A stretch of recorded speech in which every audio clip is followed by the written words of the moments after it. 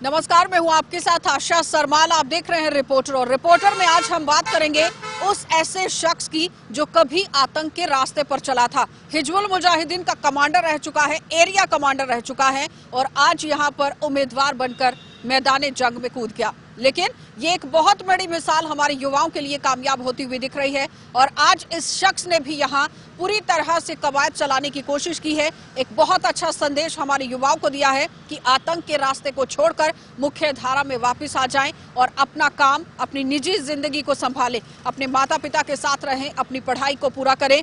जो एक बहुत अच्छी मिसाल यहाँ पर कायम होती हुई दिख रही थी, जिसे सबसे पहले दिखाना रिपोर्टर के अंदर बहुत जरूरी है, क्योंकि हमारे रिपोर्टर यानी कि हमारे संवाददाता जमशेद मलिक ने उनके साथ खास बातचीत की है, जो डीडीसी चुनावों में एक उम्मीदवार बनकर सामने आए, दरहाल इलाके से यहाँ पर सामने आए हैं। क्या कुछ बातचीत हुई है, जरा वो देख लीजिए।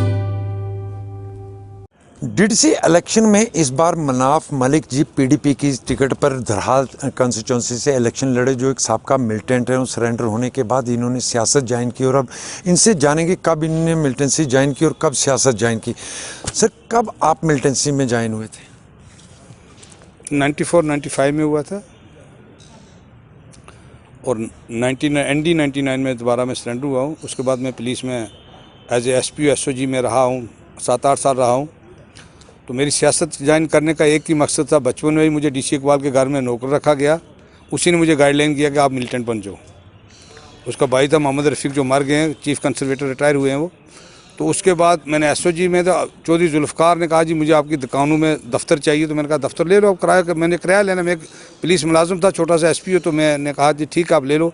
बैनर जो ही लगा तो इन्होंने एसएसपी के सामने आके पेश हुआ कि जी वो प्रोटेस्ट कर रहा है, ये कर रहा था। एसपीओ से मुझे डिसएंगेज कर दिया गया। तो दोबारा मैं भी एसपीओ बनना नहीं चाहता था, ना ही मैं इनके पास है। फिर उसके बाद मैंने सियासत की ज्वाइन की। मैंने सियासत ज्वाइन की पीडीपी के प्लेटफॉर्म से। मुझे वो अच्छा लगा, उसका कॉल और फेल में कोई फ़र्क नहीं था। जो बहुत बात कहता था वो करने की कोशिश करता था मुफ्ती मोहम्मद सईद साहब। मैंने उनके साथ सियासत ज्वाइन की। उस सियासत में पिछले 9 साल से 10 साल से मैं पीडीपी का ब्लॉक प्रेसिडेंट हूँ। आज पार्टी ने मुझे मैंडेट दिया था, इलेक्शन हुए थे।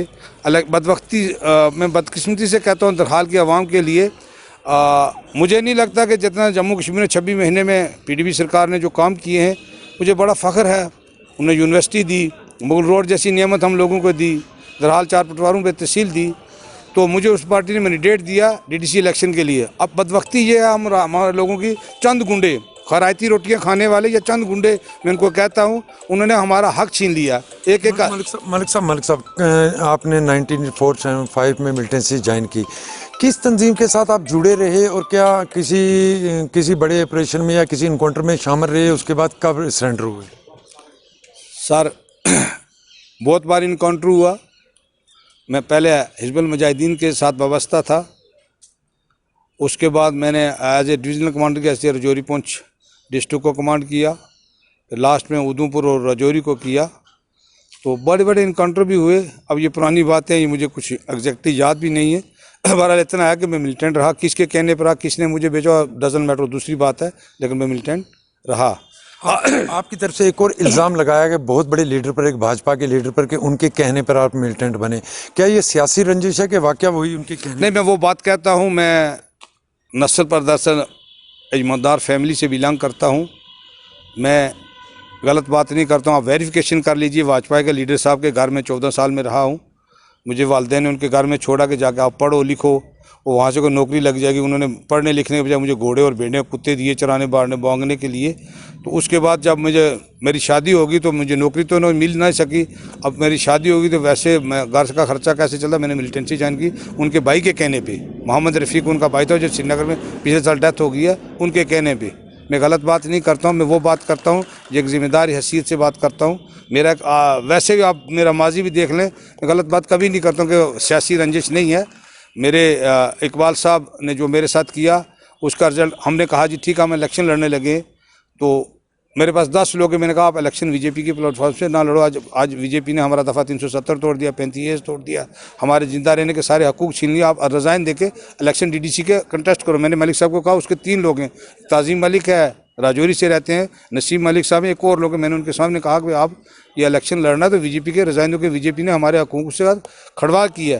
तो उन्होंने फिर बीजेपी का कंडे इसलिए लिया कि मैंने बीजेपी से ही लड़ना। फिर उसके बाद हमने भी लड़ने की कोशिश की। 10 पोलिंग स्टेशन हमारे कैप्चर कर लिए इन्होंने ना। रिकिंग कहते हैं 2 वो फोकस बोर्ड पढ़ने के पूरा बूथ कैप्चर कर दिया। और सुबह ही अमला फैला उनके साथ मिला हुआ था। तो 10 पोलिंग स्टेशन हमारे जो है, हाँ, एक वोट डाल के जाता, मैं चुन के आता या मेरा साथ कोई दूसरे चुन के आता, मलिक साहब भी चुन लेते, आप बन जाते, मुझे कोई गिला नहीं था। लेकिन जो बुनियादी हक है एक वोटर का, 18 साल के बाद वेट करके वो आता है, 18 साल की आंखें खोलता है। मैं अपने नुमाइंदे 80 साल के बुजुर्गों को आप देखो, अभी तक उन्होंने दरहाल में नौकरी नहीं देखी। ये गुंडागर्दी कब तक चलती रहेगी? उमर साहब, एक आखिरी क्वेश्चन आपसे, आप सरेंडर कब हुए? तो सरेंडर होने के बाद जो आज का नौजवान मिलिटेंसी की तरफ जाते हैं, उनके लिए क्या पैगाम रहेंगे आप? मैं मिलिटेंसी के जो लोग हैं, उन मिलिटेंसी वालों को मैं कहता हूँ, वालिदैन की खिदमत करो, माँ बाप की खिदमत करो। गन उठाने से कोई बात बनने वाली नहीं है। क्या डोबरी में दाने बादशाह से लड़ाई वो नहीं मैं चाहता। मैं कहता हूँ, मैं उनको ये भी उनको पैगाम देना चाहता हूँ कि अपने अगर गए हुए तो तभी वापस आ जाओ। अपने बच्चों की, अपने माँ बाप की खिदमत करो, हिफाजत करो, उनका देख रेख करो। यही बड़ा जिहाद है, इससे ज़्यादा कुछ नहीं कहता हूँ। Thank you.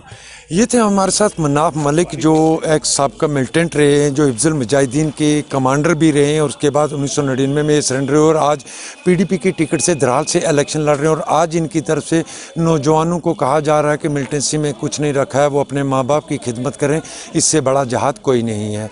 राहुल सुदन के साथ जमशेद मलिक, गुलिस्तान न्यूज़, राजौरी।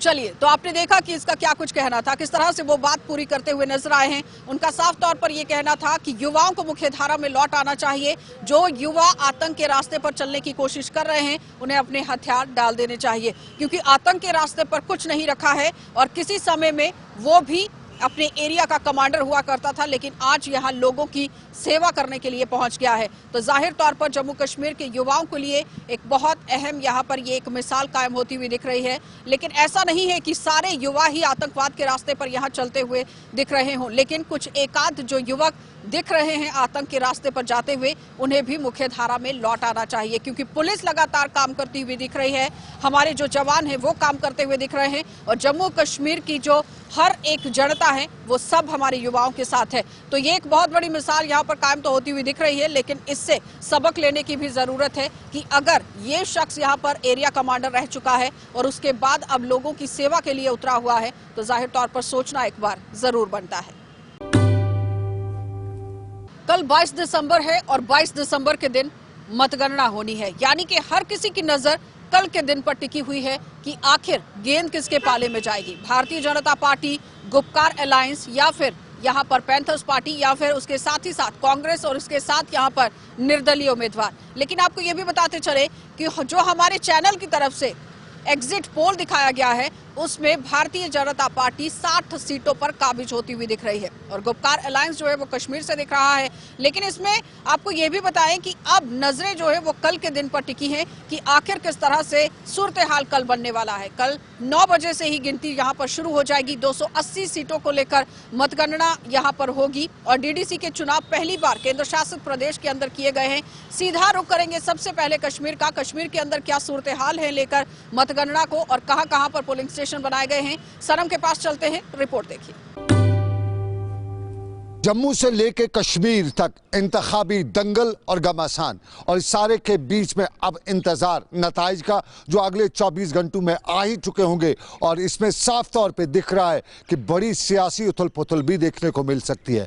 कश्मीर से कुल मिला के खबरें आ रही हैं कि गुपकार अलायंस सारे फरिस्त रहेगा, जम्मू से खबरें आ रही है बीजेपी रहेगा। कश्मीर और जम्मू से लेके कुल मिला के पार्टी लेवल पे कहा जाता है कि नेशनल कॉन्फ्रेंस पहले नंबर पे होगा, दूसरे पे बीजेपी की बात की जाती है, पीडीपी को तीसरा और चौथा स्थान कांग्रेस को दिया जाता है। आजाद उम्मीदवार भी फड़फड़ाते हुए बाहर निकलेंगे, लेकिन इस सारे के बीच में कश्मीर में सियासी तूफान के आसार भी बताए जाते हैं। बताया जाता है कि एक नई पार्टी भी वजूद में आ रही है और मरकजी वजीर, या यूं कहें जम्मू कश्मीर के साबका वजीर आला की सरबराही में एक नई पार्टी वजूद में लाई जा रही है और उसके लिए बाज़ाब्ता मीटिंगों का सिलसिला भी शुरू हो चुका है। दिल्ली में भी खबरें आ रही हैं कि परसों ही मीटिंग हुई है और कश्मीर के कुछ सियासी लीडरान से भी बातचीत का सिलसिला जारी है। जम्मू से भी खबरें आ रही हैं कि बड़ी पार्टी या नई पार्टी में शमूलियत के लिए कुछ नए चेहरे भी सामने लाए जा रहे हैं। और कश्मीर में भी ये कहा जाता है कि सियासी मैदान के पहलवान इस नई सियासी जमात में शामिल होने के लिए सर मंडला रहे हैं। सारी सिचुएशन के बीच में कल के इंतखाबात, और इन इंतखाबात में ये भी कहा जाता है कि कल हुए इंतखाबात आने वाले सियासी मुस्तकबिल का भी फैसला करेंगे। और जहां गुपकार अलायंस के बड़े लीडर फारूक अब्दुल्ला की प्रॉपर्टीज़ भी जब्त की जा चुकी हैं, वहीं PDP के 2 बड़े लीडरान की गिरफ्तारी भी सियासत के घमासान में बड़ा रन जमा सकती हैं। आबिद कादिर के साथ सनम एजाज, श्रीनगर कश्मीर। चलिए अब आपको रुख करा देते हैं शहर श्रीनगर का। इरफान फाजिल हमें रिपोर्ट दे रहे हैं, क्योंकि कल हरीसा को लेकर बात की गई थी। आज क्या कुछ खास इरफान हमें दिखा रहे हैं, वो भी देखिए। गुलिस्तान न्यूज में आपका वेलकम है। मैं हूं इरफान फाजिल और मेरे साथ इस वक्त की यहाँ कश्मीर की बेटी, वो बेटी जिसने पूरे नेशनल हुकअप पे नाम कमाया है। अगर बात करें तो कौन बनेगा करोड़पति, और उसी कौन बनेगा करोड़पति की सीरीज मंच पर पहुंची, जहां पर बिग बी यानी अमिताभ बच्चन जी, हाँ अमिताभ बच्चन जी जो इसे होस्ट करते हैं और कई सालों से कर रहे हैं। मेरे साथ प्रिया है, प्रिया कौर, आपका वेलकम है गुलिस्तान न्यूज में। कैसा फील कर रही हैं आप? तो मुझे बहुत ही अच्छा लग रहा है कि मैं उतने बड़े मुकाम पे गई और अपनी स्टेट के लिए एक प्राउड मोमेंट मैंने दिया। तो मुझे बहुत ज्यादा अच्छा लग रहा है। मेरी फैमिली बहुत ज्यादा हैप्पी है इसके बारे में। बहुत ज्यादा हैप्पी है। अब इनसे जानना चाहेंगी कि कैसे मौका मिला और कैसे वहां तक पहुंची, क्योंकि आप इस वक्त गुलिस्तान न्यूज लाइव देख रहे हैं और इनसे ही पूछते हैं कैसे मौका मिला। प्रिया बताएं। सर मैं वेदांतु से पढ़ती हूँ, मैं वेदांतु की स्टूडेंट हूँ। तो वहाँ पे जाके हमको पता चल जाता है कि क्या हो रहा है। मतलब वेदांतु जो है KBC का स्पॉन्सर है, तो वेदांतु के थ्रू हमको एक प्लेटफॉर्म प्रोवाइड किया गया वीक क्विज पे खेलने के बाद आपको एक अपॉर्चुनिटी मिल सकती थी कि आप KBC में सिलेक्ट हो सकें। तो वो राउंड मेरा क्लियर हो गया। आगे के 3 राउंड जो थे वो भी क्लियर हो गए और ऐसे सब राउंड क्लियर होते गए। तो फिर मुझे मुंबई से कॉल आया कि आपको KBC में आना है। KBC में आना है और साथ ही साथ कश्मीर का नाम भी रोशन करना है। 25 लाख रुपए आप जीती हैं और हमने ये भी सुना है कि आप बहुत आगे बढ़ रही थी। लास्ट में थोड़ा सा कुछ कहीं चूक हो गई। एनीवेज 25 लाख जीतने के बाद क्या करेंगी इस पैसे का आप? सर फिलहाल मैं एक माइनर हूँ, मुझे पैसे नहीं मिले हैं, बट जब भी मुझे पैसे मिलेंगे कैश में तब मैं इसका कुछ % डोनेट करूंगी और बाकी के जितने भी पैसे बचेंगे मैं अपने पापा को दूंगी, बिकॉज बेटर नोट्स उनका क्या करना है।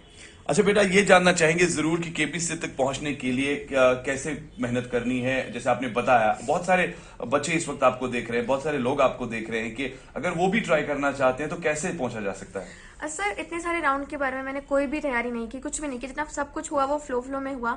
बट KBC में जब मुझे पता चला कि मुझे KBC में जाना है, so I thought why not to prepare something.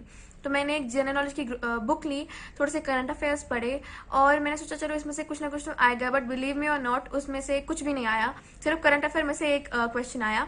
तो बस वही चीज़ थी जो मैंने थोड़ी बहुत प्रिपेयर की थी, क्योंकि वहाँ पे जाके जो टेस्ट है वो आपका कोई बुक का नहीं है। आपकी जितनी भी जनरल नॉलेज है अभी अपनी उम्र में जितनी जनरल नॉलेज इकट्ठी की है उसका टेस्ट किया जाता है वहाँ पे। बात अगर करें अमिताभ बच्चन को लेकर, तो अमिताभ बच्चन क्या सोचते हैं कश्मीर के बारे में और खासतौर पर आपके साथ उनकी क्या खास बात हुई जब आपने 25 लाख रुपए जीता?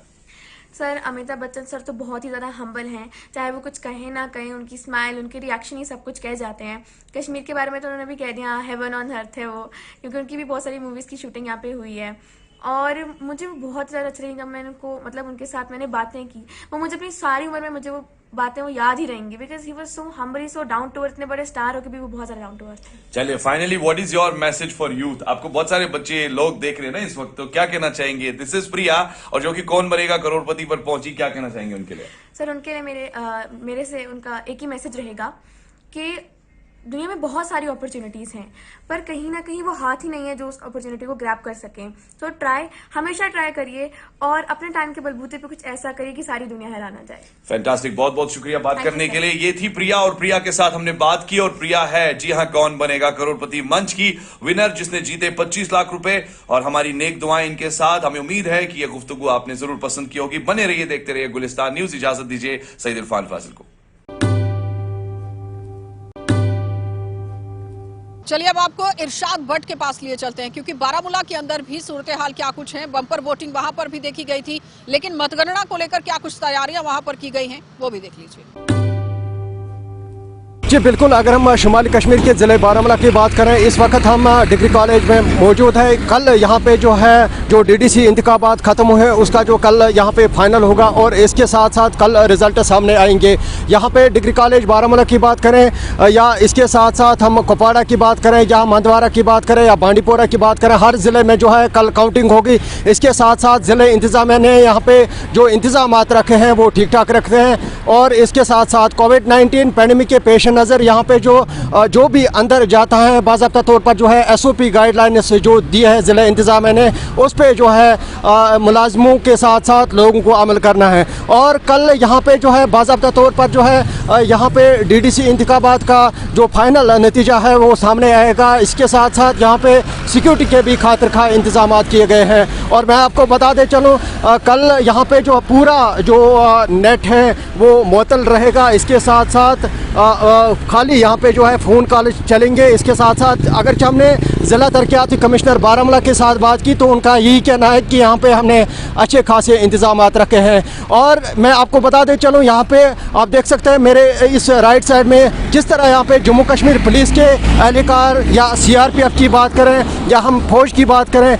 यहाँ पे जो तैनात हैं किस तरह यहाँ पे जो है हर एक नाके पे, हर एक गली पे, हर एक चौराहे पे जो है सिक्योरिटी एहलकार तैनात हैं। ये जो डिग्री कॉलेज का मेन गेट है, यहाँ पे कल जो है काउंटिंग होगी और जो यहाँ पे इंतजाम किए गए हैं वो अच्छी तरीके से किए गए हैं। फिलहाल मुश्ताक लोन के साथ मैं इरशाद भट्ट, JK 24/7 न्यूज़ के लिए बात करें। चूँकि DDC इंतखाबात ख़त्म हुए और इसके साथ साथ कल यहाँ पे जो है फाइनल जो रिज़ल्ट सामने आएगा, कौन यहाँ पे कैंडिडेट जीत पाएगा, किसके सर पे ताज बांधा जाएगा, ये कल ही जो है नतीजे सामने आएंगे। और इसके साथ साथ मैं आपको बता दे चलूँ इस वक्त हम मेन गेट पे मौजूद हैं जो कि डिग्री कॉलेज बारामूला का है। यहाँ पे जो कल काउंटिंग होगी और इसके साथ साथ ज़िले इंतज़ामिया के साथ साथ जो पुलिस महकमे ने यहाँ पे जो है अच्छे खासे इंतजाम रखे हैं। और SOP गाइडलाइन जो ज़िले इंतज़ामिया दिए हैं उस पर जो है लोगों को अमल करना चाहिए। जो भी अंदर दाखिल होगा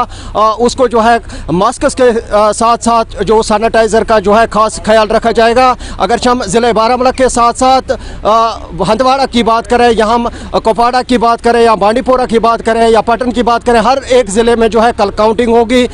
यहाँ पे जो इंतजाम किए गए हैं वो ठीक ठाक किए गए। फिलहाल मैं आपको बता दे चलूँ इस वक्त हम शुमाली कश्मीर के ज़िले बारामूला के मेन गेट पे मौजूद हैं। आप देख सकते हैं मेरे पीछे ये जो सिक्योरिटी एहलकार हैं किस तरह यहाँ पे जो तैनात हैं और किसी को यहाँ पे जो है अलाउ नहीं किया जाता है। हालांकि हमें भी जो है ये दुश्वारियों का सामना करना पड़ा, हमें भी जो है अंदर जो है इजाज़त नहीं दी जा रही हैं। और इसके साथ साथ अगर देखा जाए यहाँ पे हर एक चौराहे पे, हर एक गली पे जो है सिक्योरिटी एहलकार तैनात है ताकि यहाँ पे जो है नाखुशगवार वाक़ा ना हो। फिलहाल मुश्ताक लोन के साथ मैं इरशाद भट्ट, JK 24/7 न्यूज़ के लिए। तो जिस तरह से सब लोग जानते हैं कि DDC इलेक्शन का रिजल्ट कल सामने आएगा यानी कि 22 तारीख को, और अभी मैं ठीक काउंटिंग सेंटर के बिल्कुल बाहर खड़ा हूँ बॉयज़ हाई सेकेंडरी स्कूल डोडा के। मेरे ठीक पीछे आप देख सकते हैं यहाँ पे भी काउंटिंग सेंटर बनाया गया है और गवर्नमेंट डिग्री कॉलेज डोडा के अंदर भी एक काउंटिंग सेंटर बनाया गया। अभी कुछ देर पहले मैंने SSP डोडा से बात की जिनने साफ तौर पर बताया कि सिक्योरिटी के हवाले से पुख्ता इंतजाम किए गए हैं और डोडा शहर के अंदर धारा 144 भी लगा दी गई है। लोगों को बताया गया कि पुरअमन तरीके से बैठे अपने घरों में। और साफ तौर में ये भी बताऊँ आपको कि काफ़ी सारे मुकाबले हैं। कल ये देखना होगा कि किसके सर ये ताज लगता है। देखते रहे गुलिस्तान न्यूज़, वसीम गत्तू, डोडा। चलिए अब आपको रुक करा देते हैं जिला सांबा का, और जिला सांबा से ऋषि खजूरिया हमारे साथ जुड़ रहे हैं। किस तरह से पूरे वहां पर भी काम जो है वो चलते हुए दिख रहे हैं। मतगणना का दौर यहां पर चल रहा है, लेकिन कोविड-19 को मद्देनजर रखते हुए क्या कुछ काम जिला सांबा के अंदर हो रहा है वो देख लीजिए।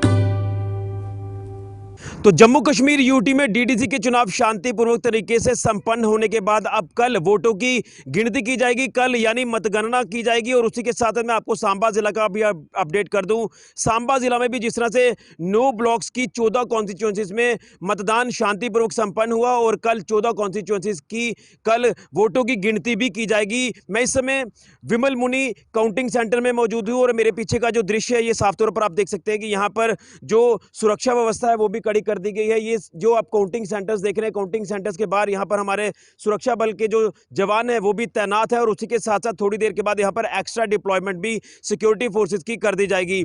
और ये जो एरिया आप देख रहे हैं, इस एरिया के आगे किसी को भी जाने की इजाजत नहीं दी जाएगी। ये एरिया पूरी तरह से अब सील कर दिया गया है और उसी के साथ साथ यहाँ पर जो तैयारियां हैं काउंटिंग के लिए, उन तैयारियों को भी जिला प्रशासन सांबा पूर्णतः रूप से पूरा करने में लगा हुआ है। और उसी के साथ साथ काउंटिंग सेंटर्स में जो भी स्टाफ यहाँ पर होगा, यानी जिस स्टाफ की यहाँ पर ड्यूटी लगाई गई है उनको सबसे पहले आज कोविड टेस्ट की प्रक्रिया से भी गुजरना पड़ रहा है। डिस्ट्रिक्ट हेडक्वार्टर सांबा में उनका आज कोविड का टेस्ट किया जा रहा है और कोविड टेस्ट की रिपोर्ट आने के बाद ही उनको काउंटिंग सेंटर्स में आने की इजाजत दी जाएगी।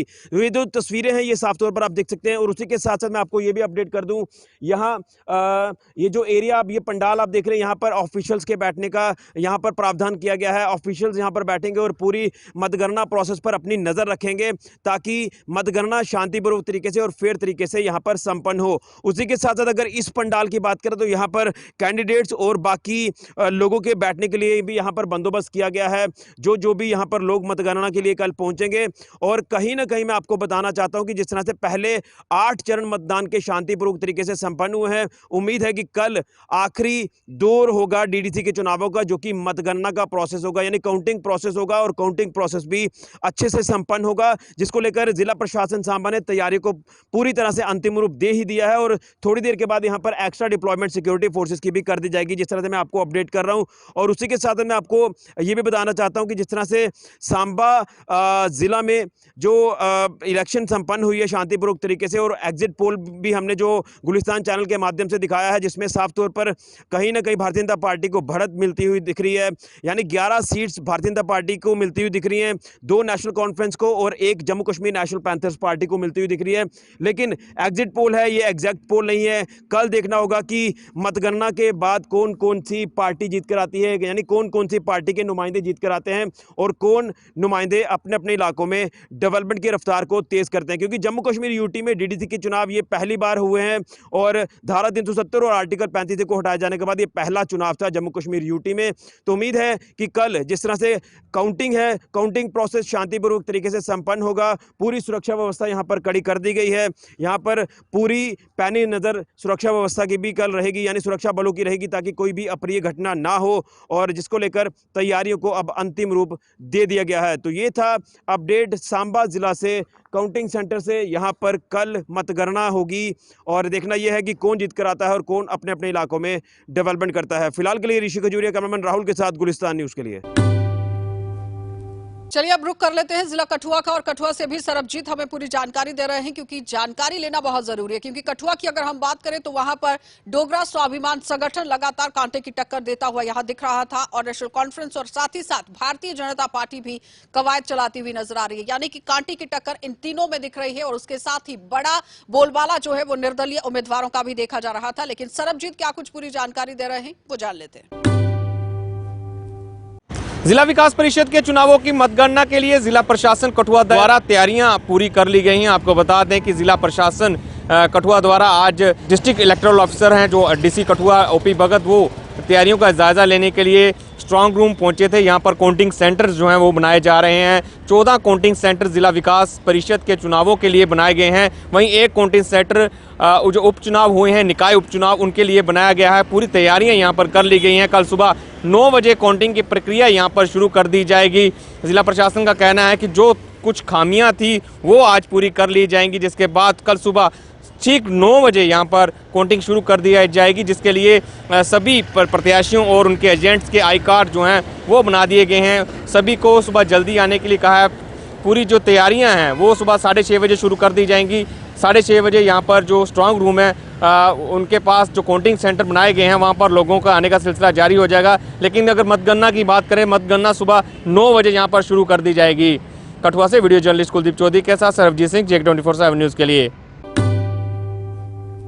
चलिए अब आपको लिए चलेंगे जम्मू संभाग की तरफ, क्योंकि जम्मू संभाग में हर एक जिले की अपडेट देना आपको बहुत जरूरी थी। अलग अलग जगहों से तो आपने रिपोर्ट देख ली, लेकिन जम्मू संभाग के अंदर अगर हम जम्मू जिले की बात करें तो यहाँ पर भी मतगणना को लेकर केंद्र जो है वो बनाए गए हैं। CCTV कैमरा की भी पूरी निगरानी यहाँ पर रखी जा रही है, और किस तरह से पूरा काम होगा ये भी देखते ही बन रहा है। लेकिन कई स्टेशनों पर आज रीपोलिंग भी की गई है, जिसमें मेंढर A और B आता है। और अगर हम श्रीनगर की बात करें तो कश्मीर के अंदर शोपियां इलाके में भी बालपुरा A और B के अंदर रीपोलिंग कराई गई, क्योंकि छोटी छोटी घटनाएं जो है वो इन जगहों पर देखी गई थी। 4 जगहों पर देखी गई थी जहां पर आज रीपोल हुआ है और जाहिर तौर पर आज फिर से लोगों के अंदर काफी ज्यादा उत्साह देखा गया और बढ़ चढ़कर लोग घरों से बाहर भी निकले, मतदान केंद्रों का रुख भी किया गया और भारी तादाद में अपना मतदान भी दिया गया। तो अब कल देखना यह होगा कि जब 22 दिसंबर का दिन, यानी कि हर किसी की नजर इस दिन पर टिकी हुई थी और बार बार ये अटकलें लगाई जा रही थी कि कौन सा नुमाइंदा जीतकर सामने आएगा, तो अब कल वो दिन है जब सामने आएगा कि आखिर कौन सा पार्टी का नुमाइंदा जीतकर बहाल होता है। यानी जो गेंद है वो कौन सी पार्टी के पाले में जाती हुई नजर आएगी। क्या उम्मीदवारों को मद्देनजर रखते हुए जो उम्मीदें लोगों ने यहां पर लगाई हैं, अब उम्मीदवार उस पर कितना खरा उतरेंगे, ये देखने वाली बात होगी।